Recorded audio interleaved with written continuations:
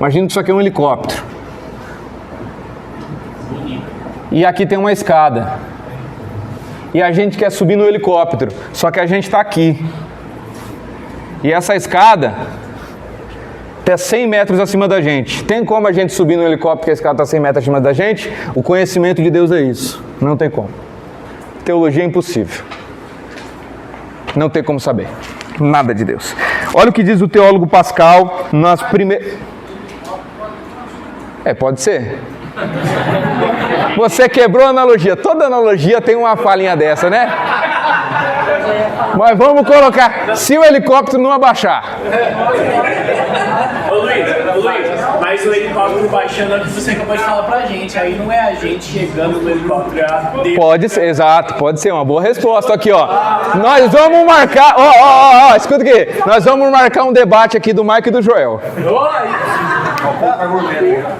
Ó, já começaram a debater. Vai ter um momento de debate aqui, hein? Vai ter um momento de debate. Eu vou separar, tipo, 2 grupos e vai debater um grupo com o outro.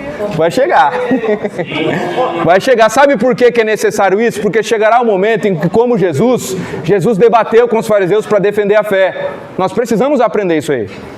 Nós precisamos aprender a defender a nossa fé e explicá-la, tá? Vamos continuar. Pascal, que é um teólogo cristão, diz na primeira página do seu livro Pensamentos: Deus é o absconditos. O que é isso? Deus é aquele que é absolutamente escondido.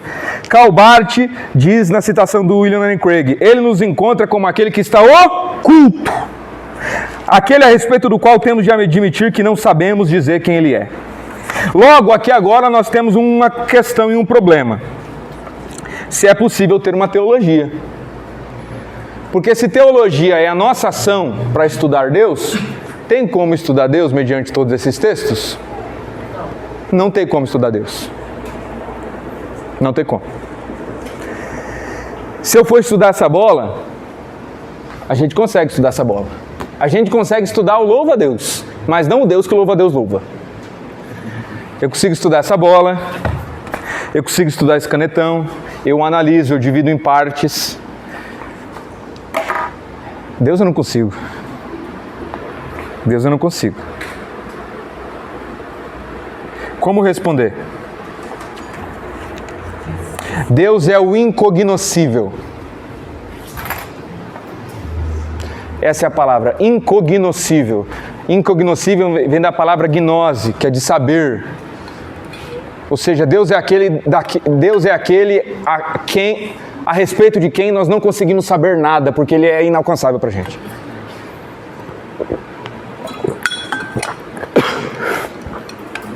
E aí, nós temos um problema?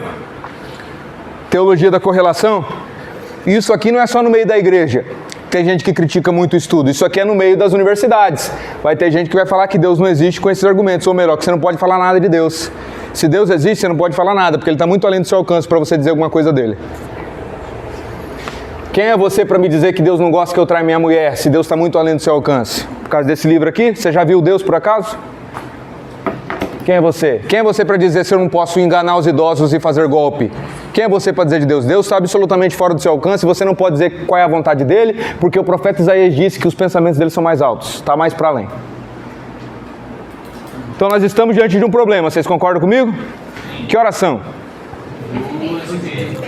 2h30? Então falta 2h30. Acho que vai dar tempo. Alguém quer beber água? Eu vou esperar uns 10 minutos aí para beber água, ir no banheiro, descansar.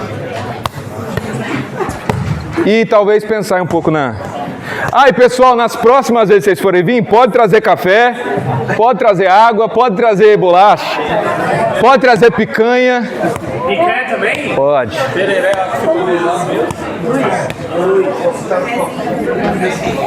Mas eu quero dizer, a teologia nos leva a estudar Deus ou a palavra? Então, nós vamos chegar lá. Boa pergunta.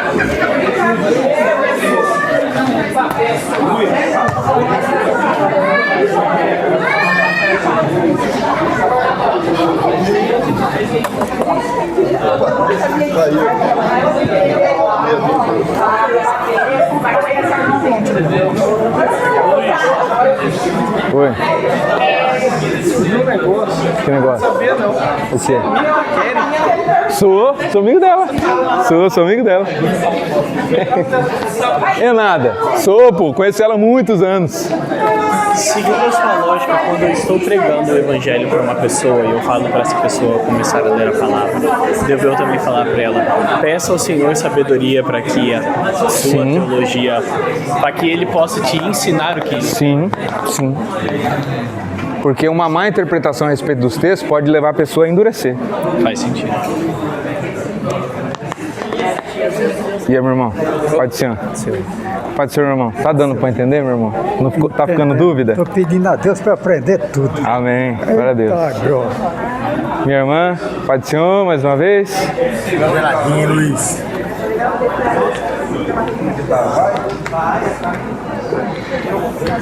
Essa ideia do livro é bom. Mas comprar, porque é muita coisa para anotar. Não, eu vou fazer isso, vou fazer virar um livro mesmo. Rapaz, não vê na hora de você jogar essa bola mais alta. Pra tá certinho. É? É. Eu vou fazer isso. Pra fazer pergunta. Pai do Senhor, fala. Jesus, ele foi ensinado por um rabino ou não? Eu acredito que sim. Mas não tem... Não tem registro. Não, mas na verdade ele não precisava ser. Pode ser que sim, pode ser que não. Por quê? Porque eles iam para essas escolas quando era criança. Quando os pais cogitavam que eles não tinham condição de ensinar por alguma razão, né? Ah, mas Jesus foi refugiado, ficou lá não sei quanto tempo. Lá em Alexandria era o maior local que tinha sinagogas de judeus. Tanto é que tem uma escola de Alexandria a respeito de interpretação rabínica. Então pode ser que Jesus... Eu não vejo que seria mal, porque Jesus frequentou sinagogas, né? Agora não dá para saber ao certo, não. Por quê? Não, é o entendimento que a gente estava querendo ter, no sentido assim. Por tudo que se vê quando se estuda, dá a entender que Jesus frequentou. Sim, eu acredito. Porque não é só a questão de Jesus saber, ele sabia aplicar. Sim, verdade. Né? Porque o próprio Satanás, que conhecia as Escrituras também, ele foi pego por Jesus, velho. Sim. Porque ele não soube aplicar, ele vinha com a intenção, né? Sim. De acusar. E Satanás já saía fazer que não, pelo uma tangente, Jesus já saía dele. Então, eu acredito que Jesus frequentou por todas essas razões. Jesus está provavelmente no pátio dos homens, quando ele com os escribas, com os doutores da lei. Jesus recebia o pergaminho para fazer leitura nas sinagogas. Jesus foi chamado de Rabi.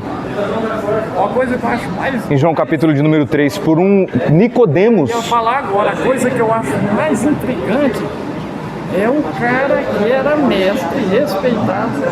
Ele fala, cara, eu não posso falar com ele, porque ele é mestre, igual você falou, de outro jogo, de outra escola. Sim, verdade. E eu não posso. Mas ele, quando chega, a primeira coisa que ele fala, ele cumprimenta Jesus, é Rabi. Jamais, rapaz, era um orgulho muito grande para ele. Jamais ele ia chamar Jesus de Rabi. Verdade. Então, você acha que... Não, o Jesus chamou o cara de Rabi. E Jesus ainda... Entendo, mas eu quero entender assim. Não há registros que comprovem isso. Sim. Vamos dizer, cientificamente. Não há, né? Sim. Mas... dentro de todo um contexto de estudos, leva a crer, sim, que Jesus participou. Mas, por exemplo, não há registros bíblicos que Jesus ficou aqui na Terra quando ele tinha 9 anos de idade. Então eu posso dizer a partir disso que Jesus estava no céu? Porque uma pessoa poderia dizer assim, não, se o argumento de não ter registro for base suficiente para tirar conclusões, então é o seguinte, não tem registro bíblico que Jesus estava com 8 anos aqui na Terra, então com 8 anos Jesus estava lá no céu. Então o que a gente pressupõe? Que nesse tempo Jesus seguiu o cotidiano. Jesus comia, Jesus bebia, Jesus foi no banheiro, Jesus mamou no seio de Maria. Exato, o normal. Normal de uma criança normal, né? Jesus foi apresentado no templo, Jesus foi circuncidado, né? E Jesus, quando está conversando com Nicodemos, Jesus fala sobre o nascer de novo, né? Aí o cara olha assim, mas Jesus, como é que negócio é isso? Jesus olha para um príncipe da teologia e diz assim, rapaz, eu estou falando com você das coisas pequenas, basiquinhas da terra, e você não está entendendo? Imagina quando eu falar com vocês das coisas do alto.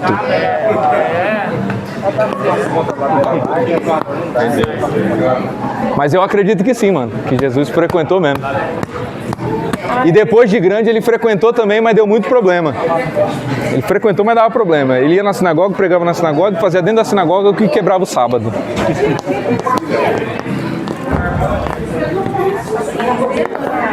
Irmão Luiz, o irmão vai fazer ainda a apostila, né? Que a irmã Joyce pediu pra me levar o material dela, a irmã tá falando aqui que o irmão ainda vai fazer. Apostila? Não, a apostila sim, o que vai fazer futuramente, eu vou ver com a editora para publicar livros, entendeu? Mas o que eu falei pro pessoal é que eu ia mandar a aula gravada, entendeu? Vou mandar toda a aula gravada. Mas a apostila não tem não, né? Eu posso disponibilizar aquilo ali. Tá? As minhas anotações ali. Pra ela, então. Tá. Tá? Mas eu falei pro pessoal que eu ia disponibilizar a aula gravada. Tá. Hã? Sim, bastante. Só que você ficou chique, essa coisinha. Pessoal, vamos voltar? Senão não vai dar tempo, porque 5 horas tem que acabar e aí eu acho que... Ai, minhas costas. Eu acho que não vai dar tempo de passar tudo que eu queria passar hoje. Vamos lá. Uma coisa que eu tava falando ali com o Joel e com o Jarle agora, e eu não me lembrei. Jesus, em João 3, tem um encontro com um teólogo top da época. Quem que era ele? Nicodemos. Do que o Nicodemos chama Jesus? Rabi, mestre. Aí Jesus começa a trocar uma ideia de teologia com ele. E aí, Jesus olha para ele e diz o seguinte: que é necessário nascer da água e do Espírito, porque o que nasce da carne é carne, o que nasce do Espírito é Espírito. Né? Tem várias interpretações sobre isso. Um dia nós vamos falar sobre isso, mas eu vou dar uma introdução no que eu acho que é a minha interpretação. Qual que é a experiência de água? De nascer da água dos judeus? É a experiência do Mar Vermelho.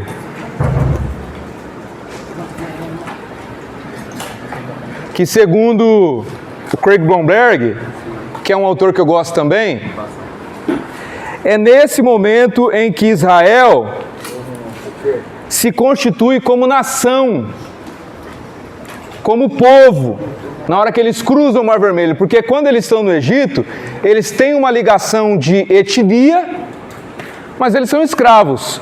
Quando é que nasce uma nação? Quando eles nascem da água. E qual que é o nascer do Espírito? O nascer do Espírito para mim agora é o nascer do reino de Deus, né? Essa nova saída de um novo povo, né? Mas a gente conversa sobre isso numa próxima aula. Aí Jesus começa a falar essas coisas. Sabe o que Jesus diz para o cara? Ou melhor, que o cara diz para Jesus: Senhor, como assim? Como é que eu vou voltar ao ventre da minha mãe e nascer de novo? Aí Jesus pega o teólogo topzão da época e dá uma zoada nele. Ué, rapaz, eu tô falando com você das coisas da terra aí, coisas simples, coisa do curso de teologia básica, né? Coisa lá de antes do bar mitzvah. E você não sabe? Imagina quando eu começar a falar os assuntos, do original, do grego e do hebraico. Cadeira que Jesus sabia, né? Mas você vê como Jesus era um teólogo nato, né? Mas vamos voltar aqui para responder a questão que a gente estava debruçado, que é o quê? Agora nós vamos falar um pouquinho mais de filosofia, tá, pessoal? Então, aí não dá para saber porque o texto não diz, né? Mas é possível, não sei, que o Nicodemos queria não ter que carregar o estigma social de ter encontrado um cara que era mal visto. Né? Porque, como os evangelhos também são teologias, o evangelho de João já começa Jesus fazendo a bagunça no templo, já do início. Então, é possível que seja isso, sabe? É possível que seja isso. Mas vamos lá. Nós vamos falar um pouco de filosofia cristã. Então nós vamos responder de certa forma aquela questão que eu falei para vocês que eram dos agnósticos e dos crentes que é parecido com os agnósticos, que é os crentes que não gostam de estudo. Eles usam os mesmos argumentos dos agnósticos. Primeiro ponto, eu falei para vocês que um argumento daqueles que dizem Nossa, esqueci se tem um S. Esqueci como é que escreve, deixa quieto. Tem um N junto ou não? É isso aí, não vou escrever. Incognoscível. Você consegue. Ponto, não vou escrever. Esqueci como é que se escreve isso. Incognoscível. Vamos lá. Para responder se é possível meditar a respeito de Deus, mesmo ele sendo incognoscível, o que nós poderíamos usar? Se existem outras coisas que são em parte incognoscíveis, e nós ainda podemos estudá-lo. Por exemplo, olha o que eu escrevi aqui. Antes de eu dar essa aula aqui, quem aqui me conhecia? Quem me conhecia? Já tinha ouvido falar de mim? Ergue a mão. Metade da sala. Quem aqui, antes de eu dar essa aula aqui, me conhecia intimamente? Íntimo. Levanta a mão. 1, 2, 3, 4, 5, 6. 6. Conhecia intimamente. E quem aqui, antes de eu dar essa aula, me conhecia absolutamente em todos os aspectos? Tem alguém aqui? Você me conheceu muito, Fábio. Você sabe tudo sobre mim? É possível que você saiba tudo sobre mim? É possível que eu saiba tudo sobre mim? Não. Então, de uma certa forma, o conhecimento a respeito do meu ser, devido à nossa limitação, torna-se para nós incognoscível. Não faz sentido? Não porque a minha natureza seja extremamente grande, mas porque eu sou tão pequeno que eu sou incapaz de estudar a mim mesmo em todos os aspectos. Porém, é justamente isso não vou usar o texto de Paulo, mas quando Paulo diz, em parte conhecemos. Paulo não está falando sobre mim. Paulo está falando sobre outra coisa. Mas você me conhece em partes. Quem sabe como montar um canetão desse aqui? E você acha que um dia a gente vai ter tanto conhecimento tão profundo como o de Deus, de conhecer todas as constituições mais profundas da matéria disso aqui? Os átomos e quarks e todas essas coisas? Cada dia a gente está conhecendo, e cada vez que a gente conhece, a gente se depara com um abismo mais grande ainda que parece que a gente não vai entender.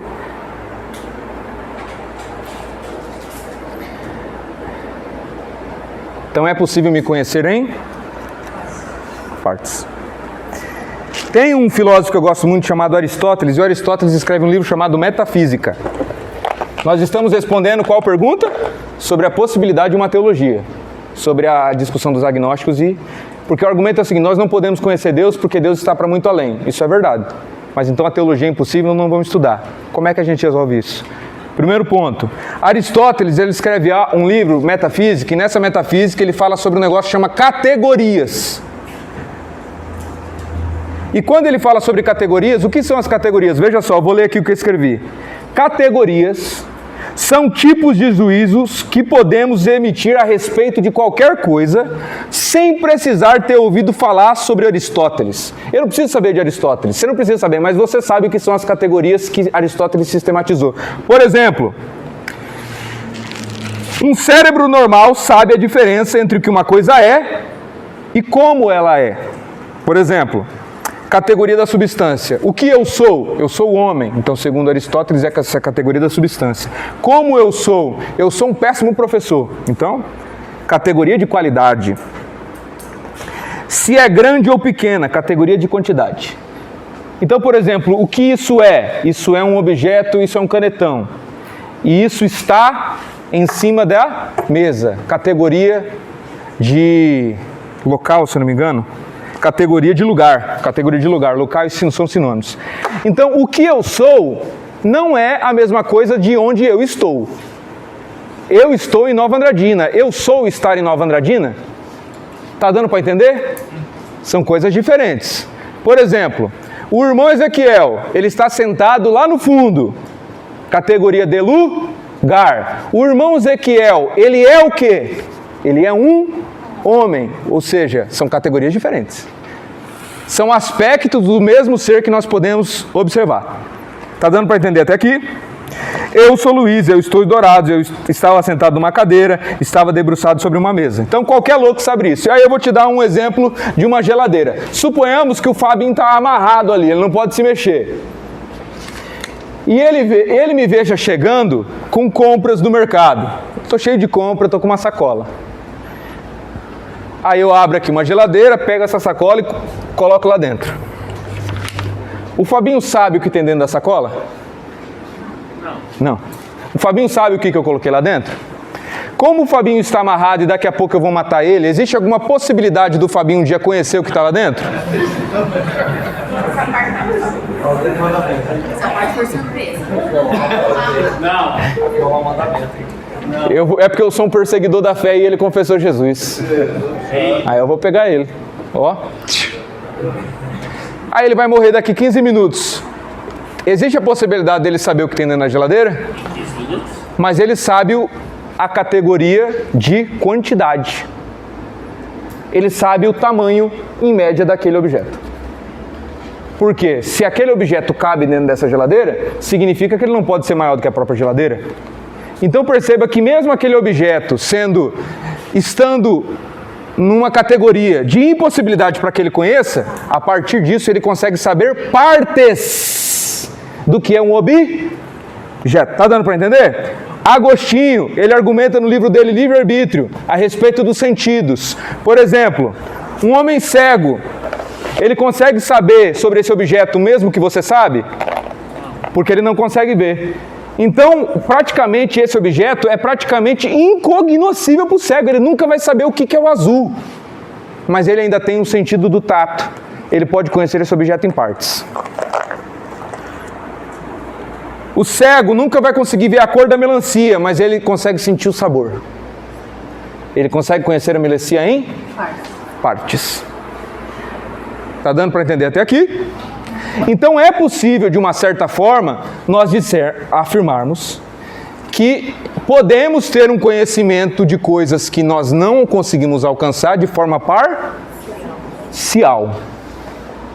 Paulo disse que, em parte, 1 Coríntios capítulo de número 13, ele fala sobre as realidades espirituais. Tudo ok até aqui? Podemos continuar? Pode falar, minha irmã. Caneta perdida. Caneta perdida, ninguém achou caneta perdida? Então agora é sua, irmã Nadir. Tá. Ó. Então, se nós vamos tentar afirmar aqui que admitimos que Deus realmente, com todos os textos, que eu acho que eu mostrei uns 20 textos bíblicos mais ou menos, né? Sobre a incapacidade de conhecer a Deus, está muito além, etc, etc, que nós não devemos, que ele é incognoscível, imprescrutável, insondável, papapá, que a gente não consegue alcançar a sua ciência, etc.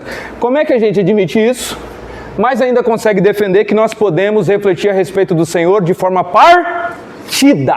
Não que Deus tenha peças de um quebra-cabeça, mas que nós sabemos dessa única coisa que Deus é, ainda assim a conhecemos de forma partida. Como é que a gente defende isso? Sinais? Ótima. É uma boa forma de falar dos sinais, né? Vamos ler Deuteronômio. Nós vamos ler em Deuteronômio. Se Deus é inalcançável, a gente não consegue alcançar Ele, qual parte de Deus a gente conhece? Veja só o que C.S. Lewis disse no livro Cristianismo Puro e Simples. Quando se trata do conhecimento de Deus, toda iniciativa cabe inteiramente a Ele. Se Ele não se revelar, nada que você fizer o capacitará para encontrá-lo. Abram para mim Deuteronômio 28, 29.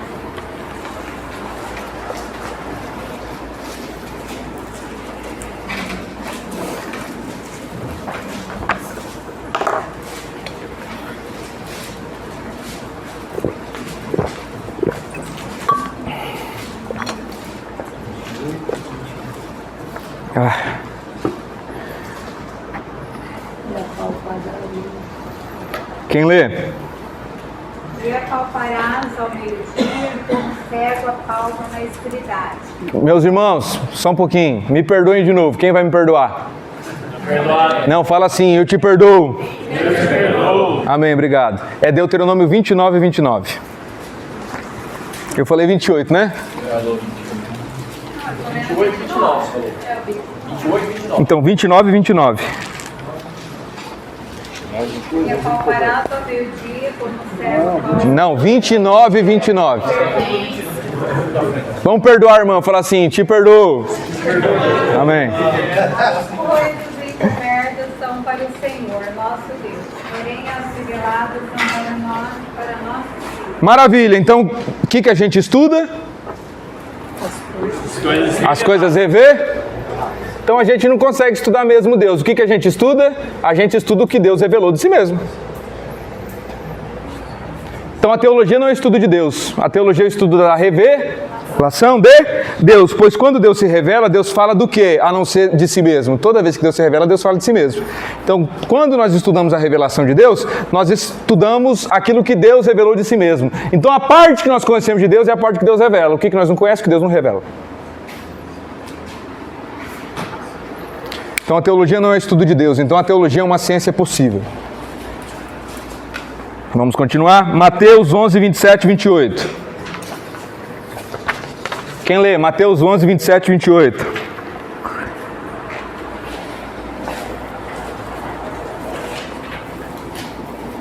Eu vou ler aqui. Mateus 11, 20. Ninguém conhece o Filho senão o Pai. E ninguém conhece o Pai a não ser o Filho. Então ali, você não conhece o Pai. Porque quem conhece o Pai? Só o Filho. E aí, como que você responde? É só seguir o texto. E a quem o Filho quiser rever, lá. Quem ama a Deus, quer saber de Deus aquilo que Deus revelou de si mesmo? Sim ou não? O Agostinho, ele diz o seguinte, que amor é movimento. E que movimento é esse? Ele diz que amor é movimento em direção ao objeto amado, que te distancia daquilo que te afasta do objeto amado. Então, se eu amo a moça aqui, minha namorada, deu isso daqui pra mim, ó. Eu amo ela. Estou namorando ela aqui, amo ela. E eu quero me aproximar dela cada vez mais, né? Sou apaixonado, quero me aproximar. Na medida que eu me aproximo dela, eu me afasto daquilo que me afasta dela. Conhecer a revelação de Deus, aquilo que Deus revela de si mesmo, nos afasta ou nos aproxima dele? Hã? E se a revelação de Deus nos aproxima de Deus, nós devemos estudá-la sim ou não? Então quem não estuda a revelação de Deus ama o próprio Deus? Não, então ela deve amar uma outra coisa. Provavelmente ela ama o status, né, religioso. Ela ama, não sei, não vou citar aqui, cada um pense aí. Hã? Talvez ama os dogmas, talvez ama as tradições, talvez ama as fotos, talvez ame a fama, né? É um amigo meu, gravou uns louvores, é um homem de Deus mesmo, pastor presbiteriano de Deus, um cara assim que eu admiro, e ele gravou uns louvores. E aí, ele trabalhou muito tempo em banco, abandonou o banco Só que nesse tempo ele ganhou muito dinheiro no banco. Então é o seguinte, ele tem umas economias para ele viver assim muito tempo e dedicar exclusivamente à obra do Senhor. Ele é voluntário na igreja, ele não ganha R$1, porque a igreja é uma igreja pequena. O que aconteceu? Ele canta muito bem, tem umas composições. E ele compôs. Aí ele entrou em contato com uma gravadora, que passaram contato para ele, que é uma das mais famosas aí, eu não vou citar o nome, porque pode dizer que fica gravado aí, vai para a internet, não quero responder um processo. Tem briga que a gente tem que saber. O Paulo disse assim, saibam comprar o bom combate. Eu combati o bom combate. Tem combate que a gente compra, tem combate que não vale a pena. Tá? Então eu não vou comprar um processo aqui só para dizer que eles compraram tanto. É um combate que não vale a pena. Tá? A gente tem que discernir nesses embates de teologia que a gente tem, que Jesus teve muitos embates, os embates que valem a pena e os que não valem. João Batista comprou um embate com Herodes, perdeu a cabeça por uma questão que talvez não precisava. Mas Jesus também morreu, mas ele ficou 3 anos, João Batista 6 meses. Jesus não fugiu dos embates, mas Jesus tinha muito mais sabedoria em qual embate ele deveria se colocar. Então é um embate que eu não quero me colocar. Não quero a maior gravadora do Brasil aí, me processando. Não é a maior não, mas eu acho que é a terceira. Me processando porque eu falei o quanto que eles cobrou e que são mercenários. E são mesmo. Oi? Aí ele mandou os louvores lá e o pessoal falou assim, rapaz, seus louvores é bom mesmo. Seus louvores é bom, coisa boa de Deus. Tá bom pro mercado. E a gente cobra 100 mil aí. Você paga 100 mil pra gente. E, cara, em 2 meses a sua agenda vai estar lotada no Brasil inteiro. Você recupera isso aí rapidão nas ofertas que você vai receber. 100 mil, rapaz, tudo isso? Não, mas 100 mil é muito. Não, não é 100 mil. É 100 mil por música. E tem que ser no mínimo 6 músicas. Então tem que ser 600 mil. Então talvez esses muitos famosos aí amem isso e não de fato a revelação.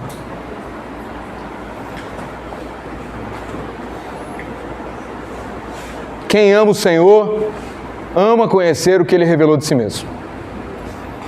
Mesmo que essa teologia nos confronte, como nós falamos dos episódios passados de Pedro e do homem no tanque de Betesda. Vamos continuar. Nós conhecemos o que Deus revela de si mesmo, né? Hebreus 1:1. Há muito tempo Deus falou muitas vezes e de várias maneiras aos nossos antepassados por meio dos profetas. Mas nesses últimos dias falou-nos por meio do Filho, a quem constitui herdeiro de todas as coisas, por meio de quem fez o universo. Teologia não é o estudo de Deus, mas é o estudo daquilo que Deus revelou de si mesmo. O estudo da revelação. Teologia é a reflexão que fazemos sobre esta revelação. Porém, Deus de fato é muito maior do que a revelação. Deus é maior do que a revelação. Mas a revelação aponta para Deus. E quando eu estou falando de revelação nesse momento, eu estou falando sobre o texto bíblico revelado a nós. Não estou me referindo a dons espirituais. Eu nem sei se vai entrar nesse tema nesse curso. Mas eu sou pentecostal, tá? Não acho que eu não sou pentecostal, eu sou pentecostal. Teologia não é o estudo de Deus, mas da revelação de Deus. Deus é maior do que a revelação, mas é a revelação o meio que Deus escolheu falasse de si mesmo. Se revela pela palavra, criação. Vamos falar isso agora. Não, que isso. Olha o pastor aqui, ó. O pastor tem dom da revelação. Revelou o que eu já ia falar. Então, eu sou pentecostal, tá? Tanto é que todos os alunos aqui são de igrejas pentecostais. Então, eu sou pentecostal. Tem um último livro de teologia pentecostal que eu li, se chama Teologia Sistemática Carismática, de um teólogo que se chama César Moisés, que é mais de 2.000 páginas. Então, eu sou pentecostal. 2.000 páginas? 2.000 páginas. Teologia Sistemática Carismática, que é uma teologia pentecostal, analisando a perspectiva pentecostal do Antigo e Novo Testamento e etc. Vamos continuar. Karl Barth, no livro Introdução à Teologia Evangélica, na página 12, ele diz: o assunto da teologia evangélica é Deus, mas Deus na história de suas ações. Nela é que ele se manifesta a si mesmo, na história humana. Mas nesta história ele também é o que é. Ou seja, a teologia da revelação de Deus é uma teologia da história também, porque Deus se revela na história humana. Então, quando nós falamos que teologia é o estudo de Deus, nós estamos querendo dizer, na verdade, que teologia é o estudo da revelação de Deus na história humana. Não é na história dos aliens. E nem na história dos anjos. Nós sabemos quase nada sobre o que aconteceu antes, né? Então vamos lá. Primeiro ponto. Se nós meditamos sobre o que Deus fala de si mesmo, sobre como Ele se revela, a pergunta, como é que Deus se revela? E eu separei aqui para vocês 2 formas que Deus se revela. Forma primeira, natural. E a segunda, especial.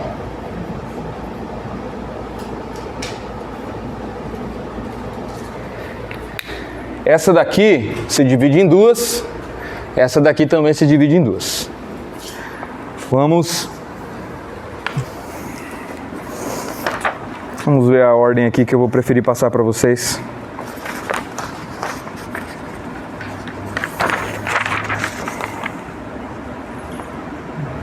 Vamos lá, eu vou inverter a ordem aqui, tá, pessoal? A forma que eu ia passar para vocês, eu vou inverter. Depois eu falo disso aqui. A primeira forma que Deus se revela é dessa forma natural, forma 1, natureza, criação.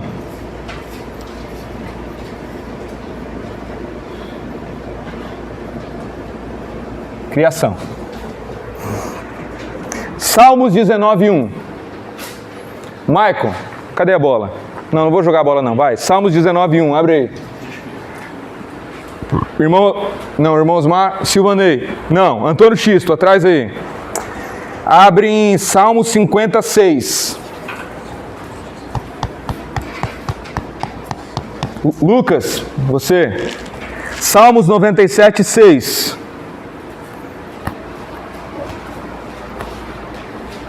Quem foi o primeiro que eu pedi, Maicon? Lê aí. Salmos 19:1. Os céus manifestam a glória de Deus. Os céus manifestam a quê? A glória de Deus. Já vamos perguntar, o que é glória? Continue. E o firmamento anuncia a obra das suas mãos. Um dia, pode continuar, vai até o verso 4. Um dia faz declaração a outro dia, e uma noite mostra sabedoria a outra noite. Sem linguagem, sem fala. Sem linguagem e sem fala. Não se ouve voz, deles não se ouve som algum. Ouvem-se as suas vozes em toda a extensão da terra e as suas palavras até o fim do mundo. As suas palavras até o fim? E quais são as palavras dos céus? Sobre a glória e a justiça de Deus. A glória de Deus. O que é glória? O C.S. Lewis argumenta que existem duas formas de entender o termo glória. Duas. Glória no sentido de poder. Ele diz que nos textos bíblicos e Novo Testamento, se a maioria dos textos dizem que quando os céus falam ou anunciam a glória de Deus, ou quando nós glorificamos ao Senhor, se ele falar no sentido de poder, pode ser, mas existem aspectos que não dá certo. Por exemplo, vamos glorificar o Senhor. Como é que a gente glorifica o Senhor? Se no sentido de for de poder, glorificar é dar poder, como é que a gente dá poder ao Senhor? Não tem como dar poder ao Senhor. Então, qual existe o outro aspecto de glória? Glória como fama. Qual que é a glória, vamos dizer, a glória do Pelé? É que ele fez 1000 gols. Glória como fama. Então, quando os céus anunciam a glória de Deus, eles falam também sobre o poder do Senhor. Mas eles fazem o Senhor fama, eles fazem o Senhor ser conhecido. Eles tornam o Senhor conhecido. Salmo 56, quem eu pedi? Antônio Xisto. E os céus anunciarão a sua justiça. A sua justiça. Pois Deus mesmo é o juiz. Salmos 97:6, Lucas. Os céus anunciam a sua justiça, e todos os povos veem a sua glória. Todos os povos, está falando todos os povos ou está falando alguns povos? Então quer dizer que todos os povos do mundo veem a glória de Deus e sabem da justiça de Deus através dos céus? Então quer dizer que Deus está se anunciando antes mesmo dos missionários chegar lá? Que mistério, né? O salmista diz assim, os céus anunciam, a gente não ouve nenhuma voz do céu, mas de uma forma misteriosa tem uma voz que fala da justiça e da glória e do poder de Deus por todo o mundo. Quem que cita este texto? Romanos, Paulo em Romanos, ele faz uma teologia citando esse texto. Veja só, capítulo de número 1, verso número 18. Porque do céu, e que céu é esse? É este céu dos Salmos, a criação. Se manifesta a ira de Deus sobre toda impiedade e injustiça dos homens. Porquanto o que de Deus se pode conhecer, nele se manifesta. Onde se manifesta? Na natureza, nos céus, nas nuvens. Romanos 1, a partir do 18. Porquanto o que se pode conhecer de Deus se manifestou neles, porque Deus lhe manifestou. Porque as suas coisas invisíveis, desde a criação do mundo, tanto seu eterno poder como a sua divindade, se entendem e claramente se veem pelas coisas que estão criadas, para que eles sejam indesculpáveis. Porquanto, tendo conhecido Deus, não glorificaram como Deus, nem lhe deram graças. Antes, em seus discursos se desvaneceram, e o seu coração insensato obscureceu. Dizendo-se sábios, tornaram-se loucos. Quer dizer, então, que as pessoas conheceram a Deus através da... Então, quando o missionário chega lá na tribo indígena, Deus já falou com ele de alguma forma?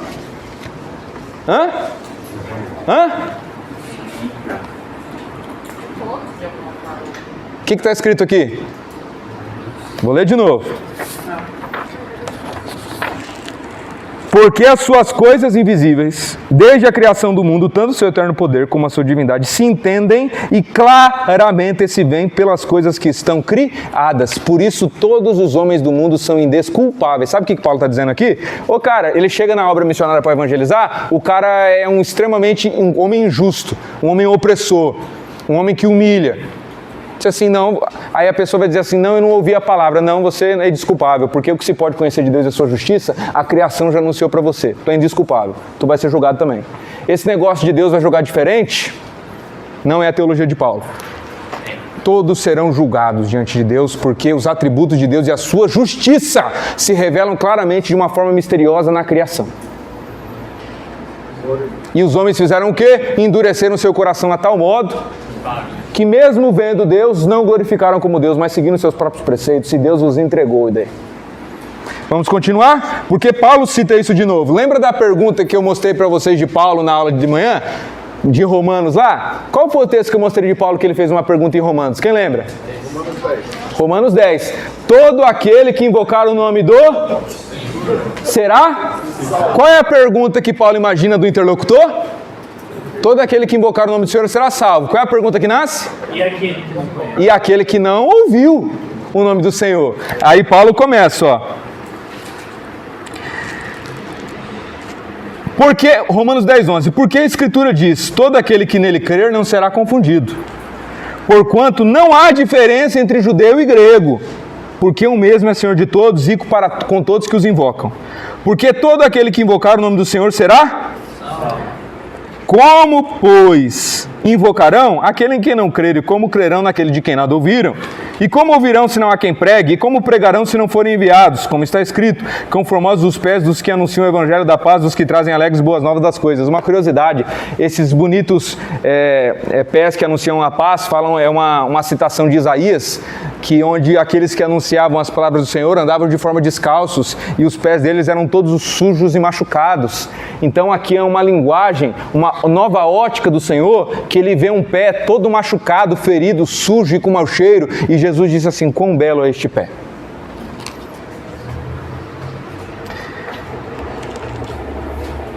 De sorte, mas nem todos têm obedecido ao Evangelho, pois Isaías diz, Senhor, quem creu na nossa pregação? De sorte a fé vem pelo ouvir, e ouvir a palavra de... E os que não ouviram, não é verdade? Olha a resposta de Paulo em 18. Mas digo, porventura não ouviram? Está escrito aí, leiam aí, em Romanos 10:18. Porventura não ouviram? Quem falou? Ou seja, Paulo disse assim, quem falou que não ouviram? Sim, por certo, ou seja, sim ouviram, pois por toda a terra saiu a sua voz e as suas palavras até os confins do mundo. Qual é essa citação? Os salmos que eu acabei de ler a vocês. De uma forma misteriosa, Deus não faz acepção de pessoas. E mesmo que nós temos acesso à beleza da Bíblia Sagrada, que muita gente, existe uma revelação que os alcança do Senhor por graça, que é o que a teologia chama de revelação natural. Vamos continuar? Eu quero dizer alguns casos específicos para vocês que foram encontrados... um bíblico e um de uma descoberta arqueológica de missionários aqui na América do Sul. Vocês querem saber? Eu vou falar para vocês, eu vou até escrever aqui para mim não esquecer. De Epimênides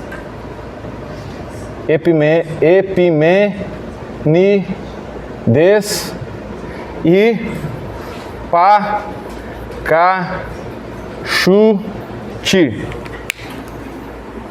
Quem é esse Epimênides? Alguém já ouviu falar? É um cara que Paulo cita na sua carta a Tito. Assim disse os profetas dos cretenses. E ele citou uma poesia. Essa é uma poesia deste homem, que foi chamado de profeta dos cretenses, que denunciou os cretenses como mentirosos e etc. É esse tal de Epimênides. O que Epimênides tem a ver com revelação natural, Luiz? Revelação a outros povos que o Senhor alcança. Vamos lá. Lembram-se quando Paulo está em Atenas evangelizando? Quem lembra? Paulo está lá em Atenas evangelizando. Aí ele disse assim, pessoal, passei por aqui e vi que vocês têm muitos deuses, mas teve um que me chamou a atenção. é aquele na qual está escrito Ao Deus desconhecido. E Paulo diz assim, olha que palavra forte, eu não venho pregar para vocês um Deus novo. Eu venho pregar para vocês um Deus que vocês já adoram sem... Achem esse texto aí, pesquisem. Achem esse texto, eu quero que alguém leia para não achar que eu estou falando mentira.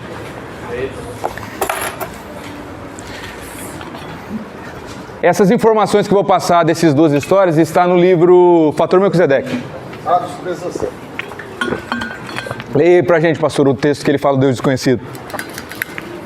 Começa no fala quando ele está dizendo já, não venho vos pregar um Deus novo.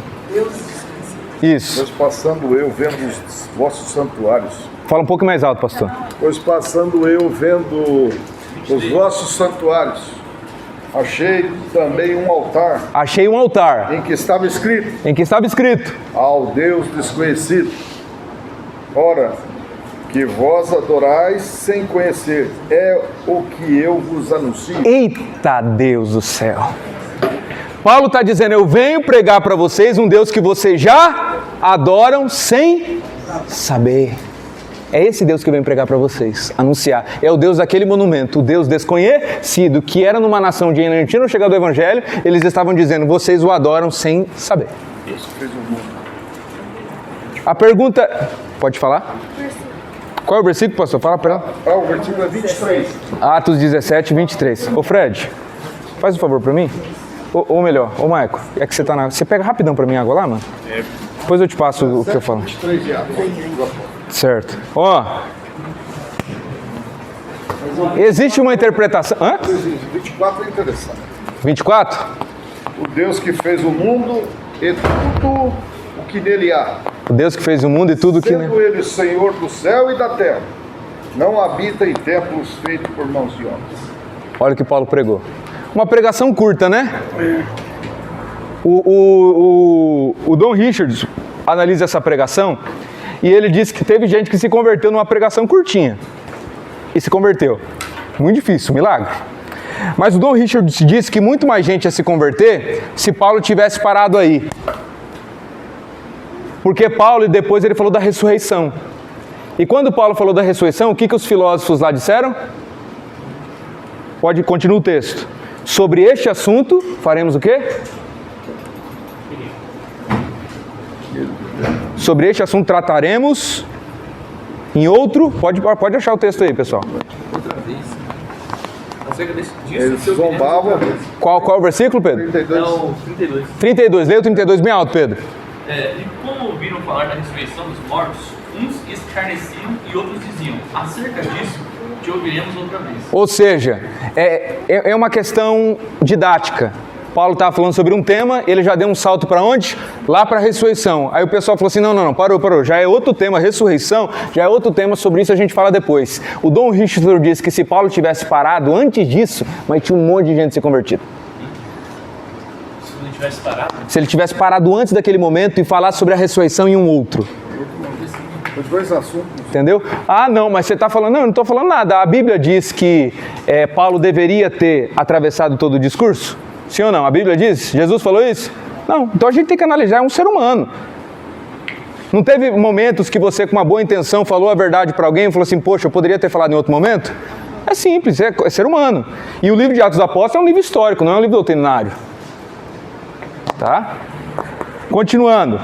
O que era esse Deus desconhecido? Porque tem gente que prega que diz o seguinte, não, isso aí era porque tinha tanto Deus, então eles deixavam lá um monumento de Deus desconhecido para quando viesse um novo Deus, mas não é. Porque Paulo diz que este Deus que viria a crer tinha características específicas, que ele é o quê? O pastor leu. Ele é o Criador do... Ou seja, não é um Deus que vai vir.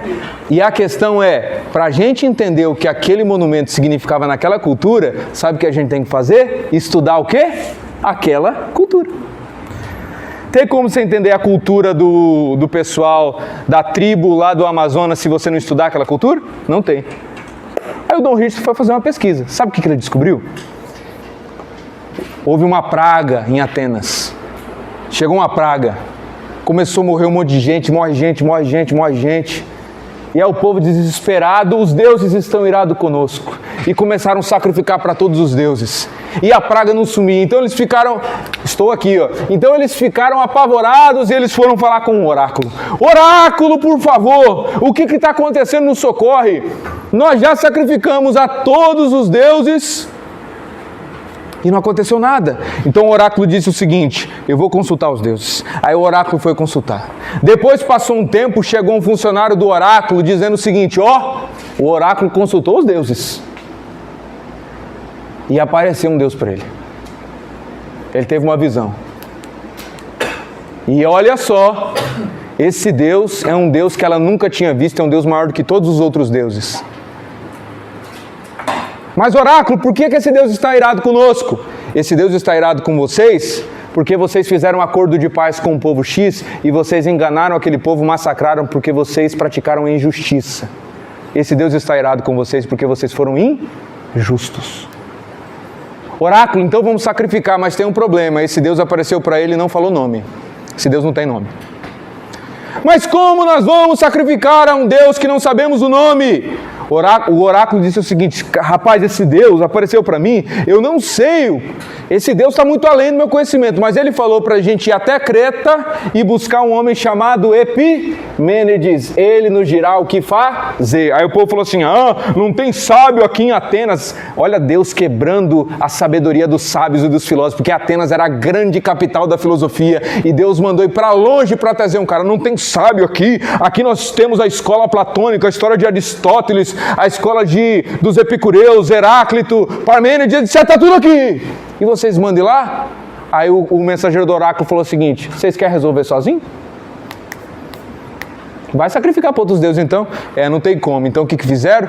Deus quebrando a sabedoria dos inteligentes. Mandou lá para Creta. E foi o cara lá, buscou Epimênides falou e ele veio. Aí quando Epimênides chegou em Atenas, diz o Dom Richardson, no livro Fator Melquisedeque, quando ele chegou em Atenas, ele viu muitos deuses. Aí o Epimênides falou assim: rapaz, vocês têm muitos deuses aqui, né? Olha, tanto de ídolo. Aí o Epimênides falou assim, aí o cara falou assim: pelo jeito é pouco, né? Porque pelo jeito tem um novo Deus que a gente teve que buscar lá com você. Um Deus que a gente não conhece. Aí o Epimênides disse assim: talvez este seja o problema de vocês. Aí estava todo mundo esperando o Epimênides. Imagina um lugar assim, um estádio, cheio de gente.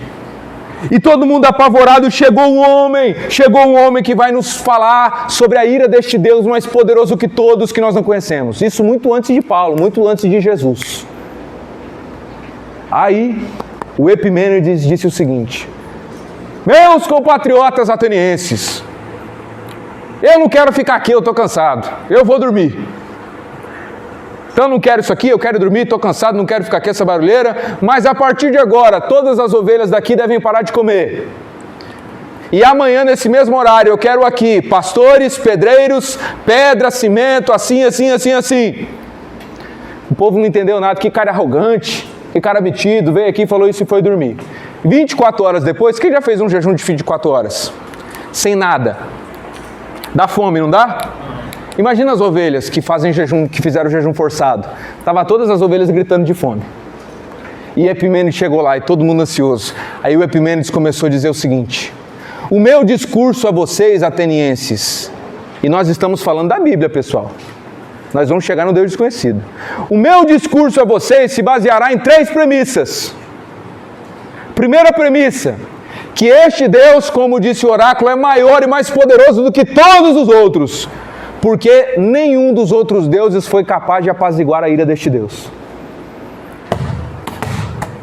Aleluia! Diga glória a Deus. Glória a Deus. Aleluia. Segunda premissa do meu discurso, diz o Epimênides, é que este Deus é um Deus de misericórdia. Porque se ele não for misericordioso, de nada adiantará clamar a ele para que ele tire de nós a sua ira. Aí o povo começou a falar: mas como que nós vamos clamar um Deus que nós não sabemos o nome? Aí Epimênides olhou para todos e disse assim: essa é minha terceira premissa. Se esse Deus é um Deus de misericórdia, ele terá misericórdia da nossa ignorância de não sabermos o seu nome. E o povo ficou assim: uau, que sabedoria deste homem. Ele é mais sábio do que os nossos filósofos. E nesse momento, o Epimênides se ajoelha e faz uma oração na frente de todos a este Deus. E diz o seguinte: Deus, que nós não sabemos o nome, se você tem misericórdia de nós, da injustiça que nós cometemos com aquele povo, e o Senhor nos perdoa, eu peço que o Senhor nos dê um sinal, se o Senhor aceita o nosso sacrifício. Se o Senhor aceitar o nosso sacrifício, que cada uma dessas ovelhas que estão com fome, quando elas serem soltas no meio do pasto, elas não irão comer. E isso significa que o Senhor nos perdoou e nós vamos sacrificar ela para você. Aí o Epimênides falou: solta a ovelha. E todo mundo falou assim: vixe, vai acontecer nada. De repente um pastor começou a gritar: uma ovelha deitou aqui e não está comendo. Outra aqui: uma ovelha deitou aqui e não está comendo. E as ovelhas deitaram e não comeram. Aí descobriram por que Epimênides mandou deixar todas as ovelhas, porque se fosse só uma, poderiam dizer que está doente. Ele deixou um monte. Aí eles começaram a passar em cada ovelha, fazer o sacrifício daquela ovelha e construir um altar. Aí teve um momento que estava construindo um altar e um cara foi sugerir um nome. Quando ele sugeriu o nome, estava dizendo assim: nós poderíamos colocar um nome neste Deus. Aí o outro falou assim: beleza, eu vou sugerir tal. Na hora que ele foi sugerir, primeiro ele disse assim: alto lá. Esse Deus nos ouviu mesmo na nossa ignorância de não sabermos o seu nome. Eu tenho receio que ele se ire conosco se nós tivermos a presunção de nomeá-lo. Então coloque aí ao Deus desconhecido. Quando Paulo chega lá, ele conhecia essa história, teologia. Ele conhecia a teologia daqueles povos. Quando Paulo chega e ele diz o seguinte: aí, eu esqueci de uma história, tem uma tradição desse povo que diz que um dia que estavam 2 sacerdotes velhos lá, e eles passaram e viram um monumento, um altar todo velho, cheio de mato já. Quando eles passaram a mão, eles viram escrito assim: ao Deus desconhecido. E aí um olhou para ele assim: rapaz, você se lembra deste dia que o Epimênides veio aqui? Falei assim: cara, eu me lembro, eu fui o pastor que gritou que a primeira ovelha tinha deitado. E o outro disse o seguinte: nossa, cara, eu fui aquele menino que quis colocar nome, que presunção a minha. E eles disseram assim: olha, eu tenho receio de que se esse Deus falasse conosco novamente, nós deixaríamos todos os outros deuses para servi-lo. Passado tempos e tempos, quem chega lá? Um teólogo, cheio do Espírito Santo. E ele disse o seguinte: eu não venho pregar para vocês um Deus novo. Você lembra dessa história? Esse Deus que falou com vocês lá, Deus misericordioso que odeia a injustiça, esse Deus se fez carne em Israel e mandou eu aqui para vocês. Ou seja, segundo Paulo, Deus tinha se revelado de forma natural àqueles povos? Sim. Vocês querem uma outra história assim ou tá bom já? Manda outra. Ou senão a gente prossegue. Vai para outro tema ou conta outra coisa assim? Não, vamos fazer votação. Vocês querem já prosseguir ou querem outra? Quem quer ouvir outro aspecto assim, levanta a mão. Eu acho que a maioria quis. Mas como eu estou na dúvida, eu vou resumir a história. Nós vamos ouvir desse aqui. Esse aqui foi um imperador inca. Esse cara foi o responsável por construir Machu Picchu. Quem já ouviu falar de Machu Picchu? Não, já. Quando eu casar, eu quero ter minha lua de mel lá.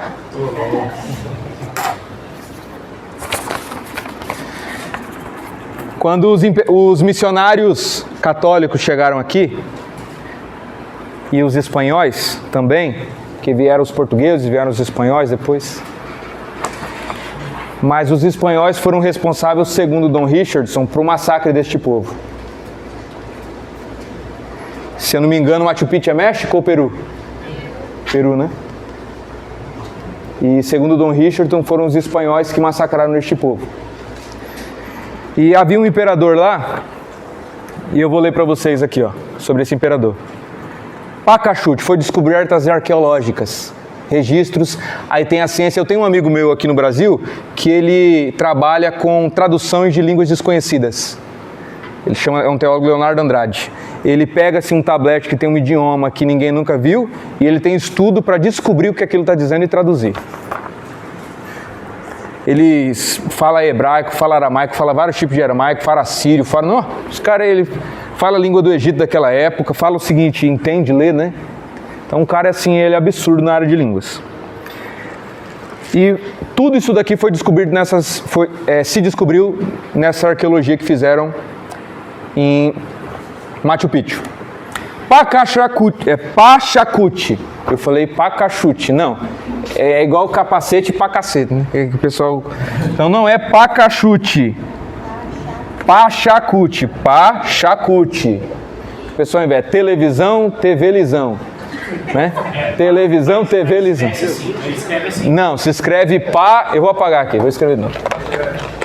É Pachacuti. Nome estranho, né, rapaz? Mas pra época o cara era imperador, então não importa o nome, né? Pachacuti. Ele era o imperador responsável por fazer todo o Machu Picchu. Ele foi o maior império da época aqui, construiu essa fortaleza. A fortaleza era tão absurda que por esses historiadores foi comparada ao fabuloso Templo de Salomão, que chegou a ser maior do que o Templo de Salomão. Uma dessas fortalezas foi Machu Picchu, foi refúgio desse pessoal que ficou... Machu Picchu era tão escondida por uma questão de montanha, mar, que por